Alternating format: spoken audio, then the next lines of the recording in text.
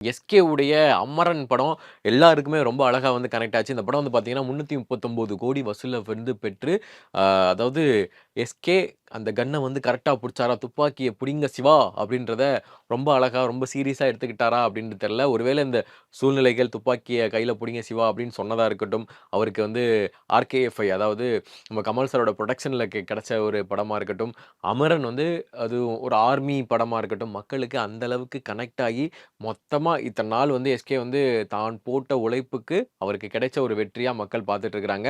அதுவும் இல்லாம அவரே வந்து ஆச்சரியப்படக்கூடிய ஒரு விஷயமா கூட இருக்கலாம். நம்ம ஒவ்வொருத்தவங்களுக்கும் இருக்கு. ஏன்னா, அவர் வந்து தான் வந்து ஹீரோவா ஆவேனானே தெரியலங்க அப்படின்னு சொன்னவரு, இப்போ வந்து பார்த்தீங்கன்னா, 339 கோடி அதாவது நம்ம தமிழ் சினிமால முக்கிய படவரிசைகள்ல கலெக்ஷன் பண்ண முக்கியமான ஒரு படத்துல வந்து அமரன் இருக்கு அப்படின்றது நம்ம எல்லாத்துக்குமே தெரியும். அவருக்கு இது ரொம்ப பெருமையான ஒரு விஷயமா தான் இருக்கும். அதுவும் இல்லாம கமல் சார் இந்த மனுஷன் வந்து இத்தன வருடங்களா போட்ட உழைப்புக்கு அவர் சினிமால வந்து எவ்வளோ கிரியேஷன் குடுத்துருக்காரு, எவ்வளவோ பண்ணியிருப்பாரு.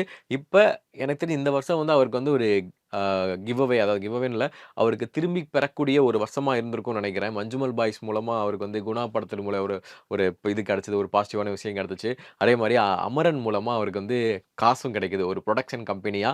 ஸோ ரொம்ப ஒரு நல்ல விஷயம் அப்டின்னு தான் சொல்லணும். எஸ்கே அடுத்த படத்துக்கு இதே மாரி ஒரு வெற்றி கிடைக்குமா அப்டின்னு கேட்டோம்னா, அதில பெருசா நம்ம எதிர்பார்க்க கூடாது அப்டின்னு தான் சொல்லுவேன். இந்த படம் வந்து ரொம்ப வந்து கனெக்ட்டான ஒரு படம். மேபி அடுத்த படமும் ஒரு மிகப்பெரிய ஒரு எல்லாரும் கனெக்ட்டான ஒரு படம் பண்ணிட்டாரு அப்டின்னா, கண்டிப்பா வந்து அது வந்து ஆசை தான் அந்த மாரி நடக்கணும் அப்டின்னு சொல்ட்டு. பட் அது வந்து நடக்குமா அப்டின்னு நம்ம எக்ஸ்பெக்ட் பண்ணாம பேசாம இருக்கிறது நல்லது. அமரனுக்கு அப்டி எக்ஸ்பெக்ட் பண்ணோமா? நடந்துச்சா? நல்லா இருந்துச்சா? ஜாலியா இருந்துச்சா?